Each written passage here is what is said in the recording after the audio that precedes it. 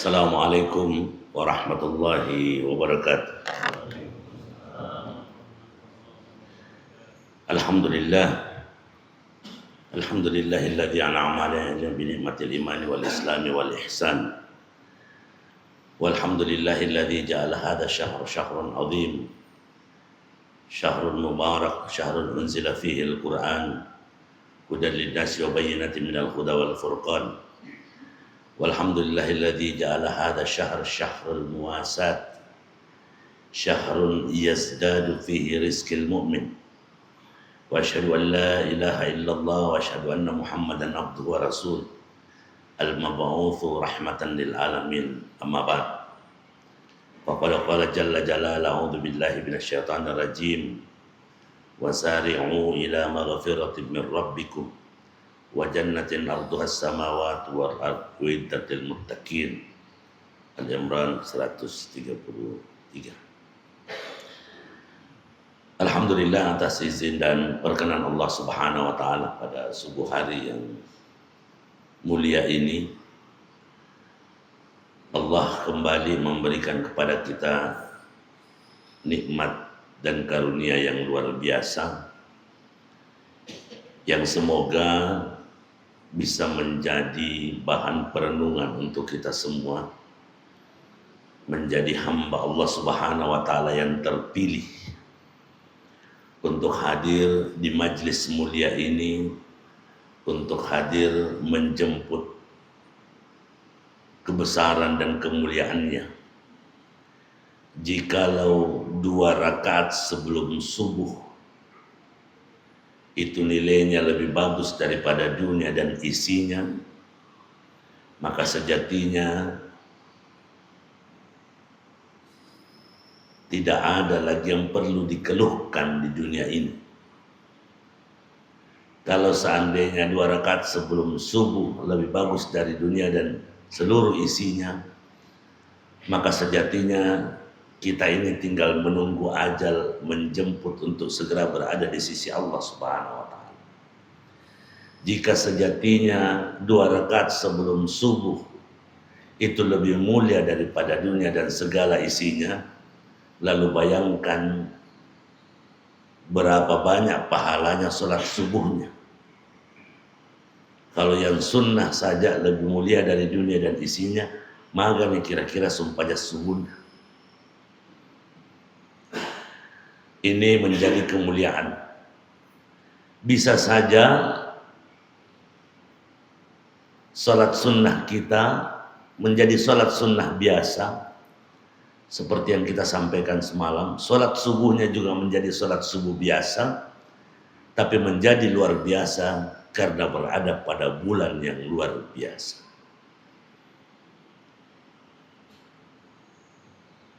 Sahur berkah kita tadi, dan juga dulu pernah bertanya, karena menganggap dirinya sudah kenyang, jadi tidak perlu lagi makan sahur. Perintahnya Rasulullah jelas dan berkelas. Tasahharu fa inna fis sahuri barakah. Bukan urusan kenyang ataupun lapar, tapi sahurlah karena ada berkah di dalamnya. Bukan untuk bagaimana kita kenyang. Karena kalau terlalu kenyang, terkadang setan bergerilya sehingga mati-matian mengejar sahur subuhnya jam 7 pagi.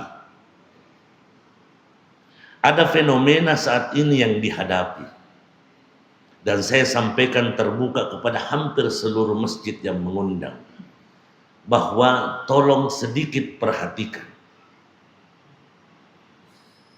terutama pada bulan Ramadan, di mana hampir dan nyaris semua masjid yang mengadakan amalia Ramadan, puncak keramaiannya itu pada saat tarawih.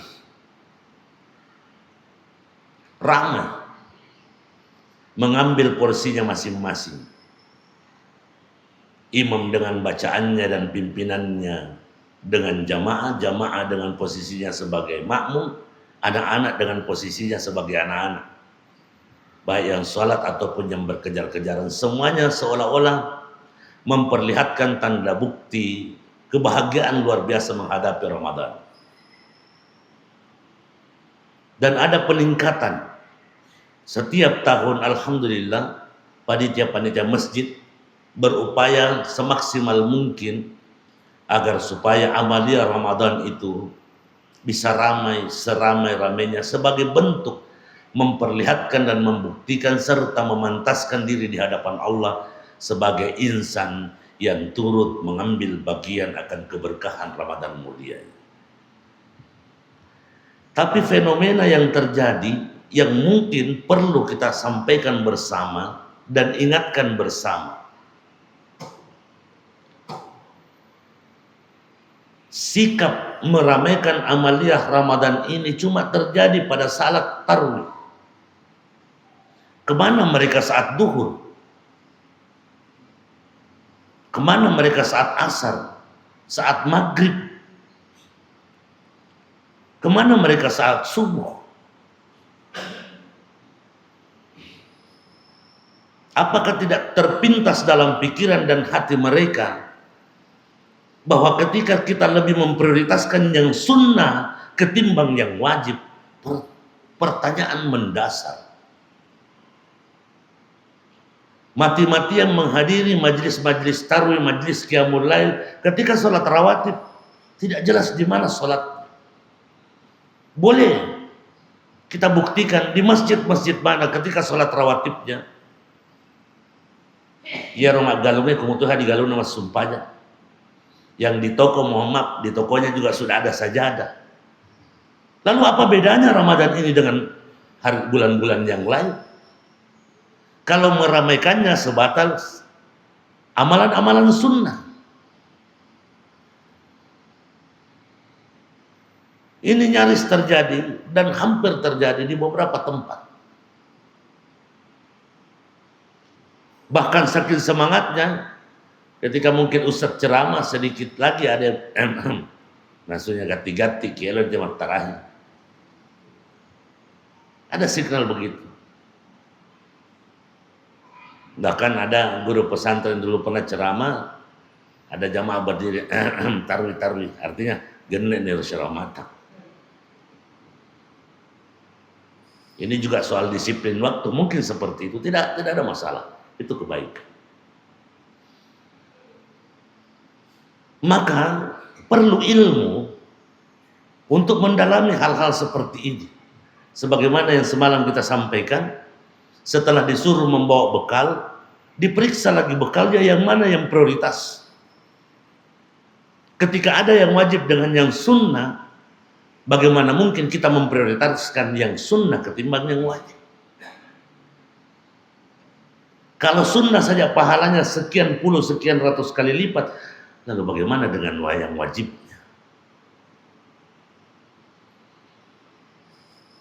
Ada juga biasa sudah mau qomat, tolong jangan dulu, saya belum sholat sunnah. Padahal sudah waktunya qomat, sudah abaikan. Karena kalau yang sunnahnya lebih bagus dari dunia dan isinya, bagaimana kira-kira dengan wajib? Ini perlu disosialisasikan. Minimal konsepnya ibda binafsik. Mulai bagi diri kita sendiri, keluarga dan kerabat. Karena tidak ada yang luput dari pertanyaan Allah. Alhamdulillah kita sudah memulai, istri kita bagaimana? Anak kita bagaimana? Sekarang sudah masuk pelajaran-pelajaran kapitalis, begitu anak sudah berkeluarga, tadiana urusanmu. Tidak seperti itu. Ingatkan. Bahkan saya masih ingat dulu pendiri pesantren ketika masih hidup, terkadang kebetulan ada lorong-lorong di depan kamar, berhadapan kamar, jam-jam 10, jam 11 malam, kalau merasa sudah pintu tertutup, biasa sambil mengetuk-ngetuk, baca doa. Terdengar, Allahumma jannibna syaitan wa jannibi syaitan ma razaqtana. Seolah-olah memberikan pelajaran bahwa coba di bulan dong karena di kemarin silop ini, jangan lupa ini doa. Doa apa itu? Doa berhubungan. Supaya kita tidak lupa. Bapak-bapak dan ibu-ibu yang melaksanakan tugasnya sebagai suami istri, dalam 1 tahun mungkin cuma 1-2 kali membaca doa ini. Padahal proses pendidikan anak pertama kali itu, saya tidak mau menyalahi pemerintah bahwa ada usia emas, usia SMP, usia transisi. Itu adalah masa-masa puncaknya seorang pendidik, mohon maaf kalau ada guru di kalangan kita. Tapi ketika berbicara agama, proses pendidikan itu pertama dimulai ketika dibuat. Agak tabasya. Jangan sampai bismikallahumma ya wa bismika mutu, napa yang pemula matindos ya. Hati. Ini fenomena yang harus kita jawab sebagai tantangan luar biasa. Apalagi dengan era digital.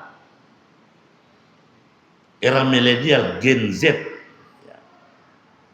Semakin ke sana, semakin ke sana, semakin ke sana. Bahkan kalaupun dalam undang-undang dinyatakan bahwa alat sah untuk perekonomian adalah pembayaran dengan uang, sekarang sudah terabaikan dengan konsep digital.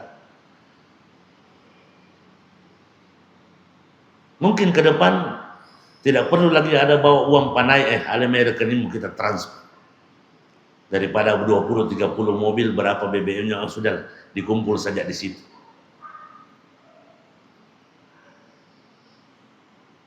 Lalu sekian lama juga kita terpedaya dengan ilmu.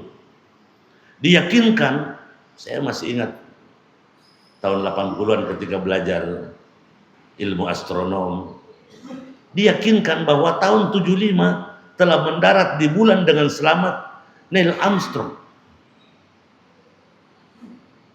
Pendaratan fenomenal tahun 75, mendarat di bulan. Bahkan ada kasidahnya juga, katanya mendarat di bulan dan di bulan mendengarkan azan. Saya masih ingat nasidaria waktu itu. Kalau tahun 75 sudah mendarat di bulan, mestinya sekarang sudah ada KFC di bulan, sudah ada kolam renang, mungkin sudah ada pasar. Tahun 75, 50 tahun yang lalu. Apakah bulan itu tidak mengasihkan lagi?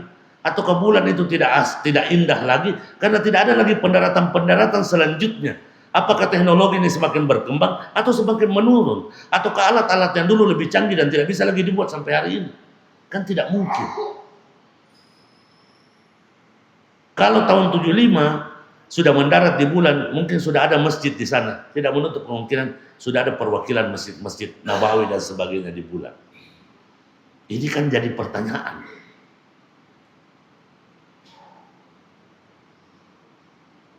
Maka tidak boleh sungkan untuk terus belajar. Tidak boleh mengatakan saya sudah tua. Kita ingat kisahnya Ibnu Hajar yang karena kedunguannya, yang karena mohon maaf kebuntuannya, satu daerah tidak ada yang suka, saking bodohnya.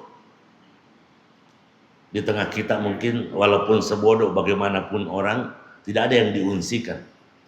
Ibnu Hajar saking bodohnya, orang tuanya menanggung beban, dipopani tanah, disembunyikan, dibawa ke gua. Kalau mungkin dianggap saking bodohnya, 1 tambah 1 pun dia tidak tahu. Dan bukan cuma bodoh secara pribadi, bodoh dan meresahkan sehingga orang tuanya merasa bahwa anak ini harus diungsikan, berada di tempat di gua, cuma dibawakan makanan setiap saat. Aja namono di kampung yang apa kesiri-siri. Kenapa kemudian bisa menjadi ulama besar yang sangat luar biasa, faqih, zuhud, wara, lengkap sifat-sifatnya, sehingga dikatakan Ibnu Hajar anak batu. Padahal yang dimaksud anak batu karena dia belajar dari tetesan air di atas batu cadas yang keras. Ia merona tengah-tengah, 1 kali 24 jam di gua, air menetes 1 tetes dari stalaktit itu. 1 tetes, 2 tetes, 3 tetes jatuh di atas batu, 5 tetes, 100, 1000 tetes, 1 juta tetes, bocor batu yang dikenai tetesan air. 1 tetes. Jadi kalau ada yang mengatakan saya sudah tidak bisa menghafal karena sudah tua, bukan seperti itu. Sudah tidak bisa bertambah imanku karena buntu, tidak. Salah satu sebab Allah memberikan usia panjang kepada kita, karena itu alasan untuk berbenah diri. Ketika kita bisa ilmu perniagaan dan yang lain, kenapa dengan ilmu agama tidak? Kita semua punya potensi itu. Cuman kadang jarang kita gali. Dia melihat akhirnya batu itu lubang dengan tetesan air, setetes, dua tetes, tiga tetes, dan seterusnya. Terinspirasi dari tetesan air yang membocor dan membelah batu, jadilah dia ulama yang besar dan terpandang. Kita semua waktu kecil pernah dikejar anjing. Boleh bayangkan, boleh ingat-ingat bagaimana larinya kita. Solokan 2-3 meter dilikai. Karena apa? Karena takut. Pagar 2 meter dilewati. Tapi ketika kita mau mengulang, kenapa tidak bisa? Padahal tadi bisa. Karena tidak dikejar lagi. Ini pagar rasa-rasanya kemarin saya lompati dengan sangat cepat ketika dikejar anjing. Kenapa ketika kita mau memanjat lagi kayaknya susah? Padahal sudah kita lakukan. Artinya apa? Kita punya potensi itu. Kalau orang yang nyaris menurut pandangan mata kita tidak memiliki kebaikan apa-apa, punya potensi untuk masuk surga, lalu apa alasan Allah Subhanahu wa ta'ala kita yang rajin ibadah, rajin salat, berjamaah, Allah tidak selamatkan? Tapi ingat, dalam beberapa hadis diingatkan, fakam min qa'imin laisa lahu min qiyamihi illa ta'ab. Kalau merenung-renungi hadis ini, semoga kita tidak termasuk di dalamnya. Egana atau tetto masumpah jadi gagana lalona oleh sumpajana sangat diteko. Luar biasa menampar ini hadis. Fakam min sa'imin laisa lahu min siyamihi illal ju' wal 'atas. Egana atau puasa tidak mendapatkan apa-apa dari puasanya kecuali lapar dan dahaga. Jadi nyaris tidak punya pahala. Siapakah mereka itu? Mari kita merenung. Jangan sampai kita, karena menganggap puasa ini cuma sebagai rutinitas wajib tahunan belaka, tidak menganggap Ramadan mulia ini sebagai payung. Di beberapa literatur hadis dikatakan Ramadan ini mizallah. Mizallah itu payung, perisai.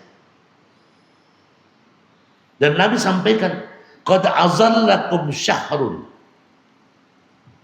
Sungguh saya takdirkan Ramadan ini menjadi perisai, menjadi pelindung bagimu.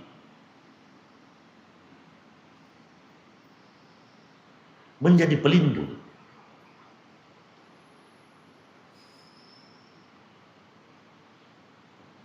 Syekh Ad-Darain dalam sebuah kitab karangan Beirut tahun 2003 memberikan kisah salah seorang raja karena jengkel dengan menterinya yang telah puluhan tahun setia kepadanya, berniat akan memecat. Ketika sampai waktunya akan dipecat, menteri-menterinya berdiri, silahkan pecat saya, tapi saya minta pertanggungjawaban masa-masa kerja saya selama puluhan tahun.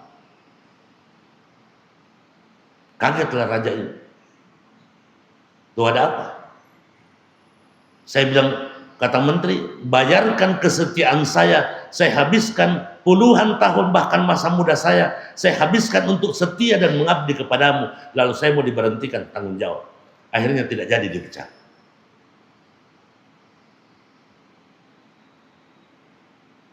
Karena raja ini cuma melihat satu kesalahan dan mengakumulasi bahwa Anda salah sepenuhnya. Belum tentu. Ada orang yang bersahabat sangat dekat dan karib, cuma karena hal sepele terkadang langsung mengatakan, majak metosi Pak. Kita sudah lupa melihat bahwa kebaikannya masih jauh lebih banyak.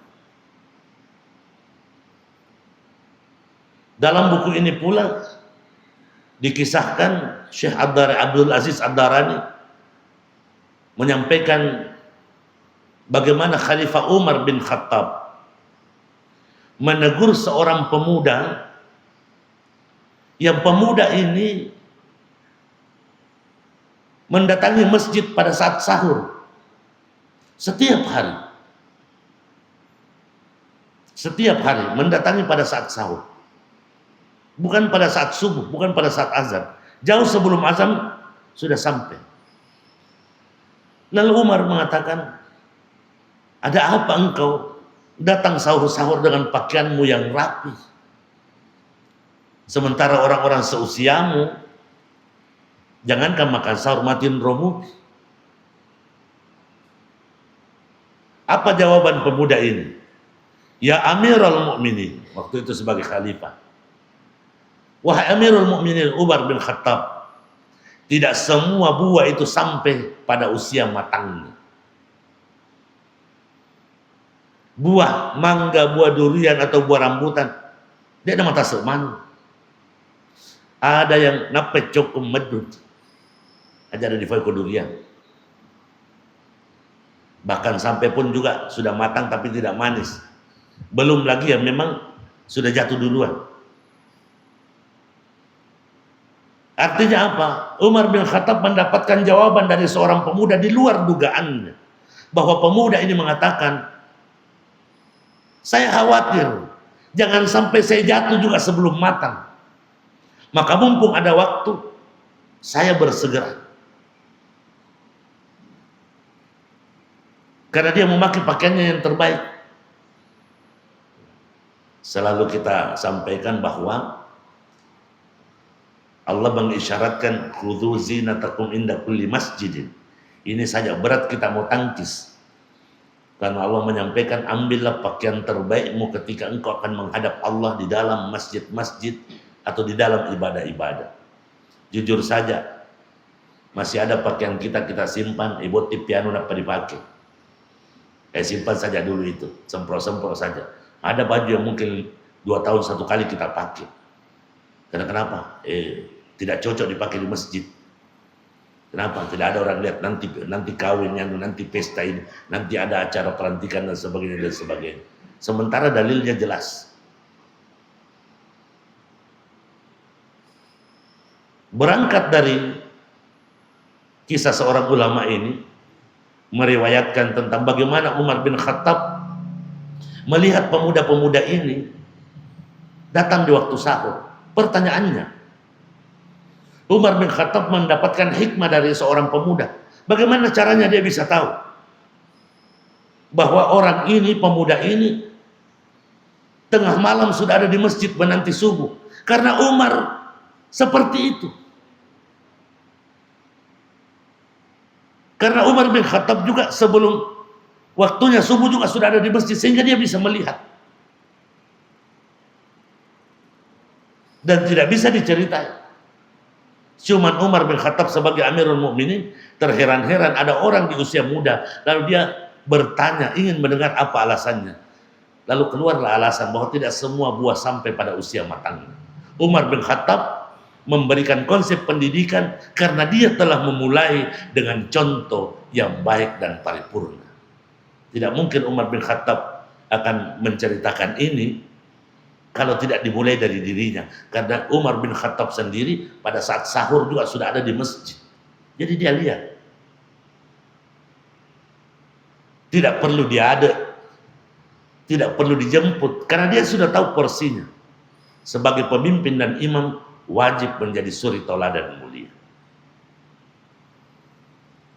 Inilah ketika disandingkan dengan ayat Allah Subhanahu wa taala, wasari'u ila maghfiratin min rabbikum.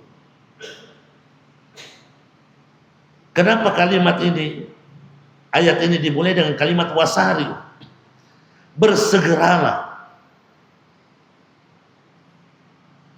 Karena taubat adalah kebaikan. Karena taubat adalah perintah. Karena taubat adalah ibadah. Dan kebaikan, perintah dan ibadah itu diganggu oleh syaitan. Maka Allah mengisyaratkan bersegeralah, Bersegeralah menjemput rahmat dan pengampunan Allah, karena engkau pasti akan digoda. Nanti kita maaf-maafan, pura dia lepo. Dia matu narafik yang leper dia mati. Itulah juga yang mungkin jamaah tahu. Lebih banyak dulu jamaah ini hadir ke rumah di atas pada malam lebaran. Setelah lebaran tidak ada yang muncul. Kenapa Pak? Biasa masinggut tomatoi kada. Tercisir misi tahu bercompa. Ketika dia mau maaf-maafan, akhirnya kue juga awet karena dia kata Mas Siara. Kerajaan atau Mas Siara di nyaung itu. Kita selalu mengkultuskan bahwa nanti dianggap sah bermaaf-maafan setelah lebaran. Ada kesalahan, taruh-taruh dulu. Kurang memang lepet dan patuh pada sejak dampet. Tidak seperti nanti dekat puasa baru pergi ziarah kubur. Akhirnya menjadi kebiasaan, sedikit lagi menjadi wajib, pertanggungjawabkan nanti di hadapan Allah. Siapa bilang ziarah kubur tidak boleh Ramadan? Boleh. Siapa bilang tidak boleh jam 2, jam 3 malam? Boleh. Tapi mengkhususkan sesuatu, ini yang menjadi masalah. Akhirnya ada orang yang bersalah, dia tunggu nanti hari Jumat, hari baik. Termasuk mohon maaf. Kemarin ada orang akikah, Ustaz saya cari hari baiknya hari 41, 93 Pawang. Yang saya tahu akikah cuma hari ke-7 tidak ada. Katanya kelipatan, iga pawe, katanya. Ketika ditelusuri, katanya tidak jelas sumbernya. Jangan sampai kata Abu Jahal. Saya tidak tahu gurunya yang hebat atau apa dan sebagainya. Mencari hari baik, semua hari baik. Kenapa mesti harus bersegera? Karena Allah mengisyaratkan wajanna arduhas samawati wal ard. Surga itu luasnya seluas langit dan bumi. Kalau cuma jamaah tijarah ini saja yang masuk surga, sementara luasnya surga seperti bumi dan langit, terlalu banyak kapling yang kosong. Maka caranya bagaimana? Ilmu yang didapatkan di sini, nasihat yang disampaikan kepada keluarga walaupun dia tidak hadir. Keluarga yang di Jakarta, keluarga di mana, sampaikan kebaikan. Atau paling tidak perlihatkan di mata orang bahwa kita ini orang berilmu. Jangan stop di kita.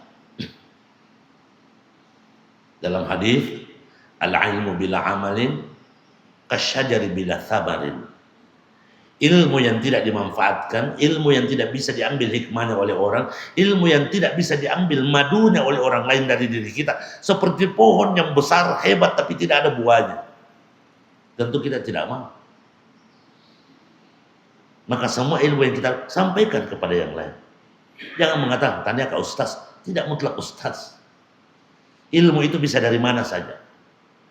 Seperti cerita Imam Ghazali, setelah diutus belajar ke Baghdad bertahun-tahun, begitu pulang dia mencatat dalam sebuah buku besar beserta pengantar-pengantarnya. Di tengah jalan dia dirampok, semua pengikutnya, pengawalnya dibunuh, semua binatangnya diambil, semua hartanya diambil, dan Imam Ghazali tidak peduli. Dia ambil bukunya itu, dia dekap di dadanya, seolah-olah memberikan kesan, alamana mulia, silakan kau mau bunuh yang lain, tapi ini buku saya. Dia peluk, tidak peduli dengan materi yang dirampas. Lalu dia dipanggil oleh bosnya perampok, didudukkan, menyampaikan bahwa saya bunuh semua pengawalmu, saya habisi semua hartamu. Engkau tidak bergeming, tapi engkau tetap mendekap bukumu itu. Saya tanya, apa itu? Apakah dia emas ataukah tidak? Ini buku saya. Buku apa? Catatan saya semenjak saya menuntut ilmu di Baghdad. Ya robosna perampok hebat terus caleke lopo. Ketawa terbahak-bahak. Lalu keluar kalimat yang didengar langsung oleh Imam Ghazali. Ya bunayya, wahai anakku, al-ilmu fis sudur la fis sutur. Ilmu itu yang di dadamu, bukan di tulisanmu. Apa gunanya ilmu yang ada di tulisanmu kalau dia tidak menghujam dadamu dan terlihat aura dalam hidup? Maka Imam Ghazali menuliskan bahwa saya pernah belajar kepada perampok yang mengingatkan kepada saya, tidak ada gunanya ilmu di tulisan kalau dia tidak masuk ke dalam dada. Karena yang masuk dalam dada terimplementasi lewat penglihatan, penciuman, pendengaran, dan sebagainya. Ini Imam Ghazali. Kita kembali ya. Untuk siapa? Surga yang luas ini wa'iddat lil muttaqin. Dipersiapkan khusus bagi mereka yang bertakwa. Maka Ramadan ini ajang untuk menjemput berkah itu. Ramadan ini ajang untuk meniti jalan-jalan menuju ketakwaan itu dengan segala bentuk. Sifat sederhana daripada ketakwaan ini adalah kepedulian. Kepedulian. Dalam hadis Ibnu Khuzaimah, Rasulullah SAW menyampaikan, Ramadan ini syahrun yazdadu fihi rizqil mu'min. Bulan Ramadan ini bulan alasan Allah Subhanahu wa taala tambahkan rezekinya kaum mukminin. Saya biasa tanya, kalau pegawai gajinya tiap bulan 3 juta, Ramadan ini juga tetap 3 juta, di mana bertambahnya? Salah satu sebab dia bertambah, pertama, tidak ada sarapan pagi. Tidak ada biaya nongkrong-nongkrong di warkop. Tidak ada makan siang, tidak ada jatah warung. Ini sudah bentuk keuntungan. Apa untungnya? Karena tidak ada pengeluaran. Tidak ada pengeluaran sarapan pagi dan tidak ada pengeluaran makan siang. Inilah yang dimaksud bertambah, karena pengeluarannya kurang. Maka karena kurangnya pengeluaran, berbagilah. Itu juga dianggap bahwa salah satu dibanding mungkin ada rahasia-rahasia lain. Tapi Rasulullah mengingatkan, bulan ini Allah Subhanahu wa taala tambahkan rezeki kaum muslimin. Oleh karena kalimat wasari'u ini, maka sahabat-sahabat memanfaatkan ini. Selalu di awal-awal Ramadan sampai di akhir Ramadan tidak lepas doa, Allahumma innaka afuwun tuhibbul afwa fa'fu anna.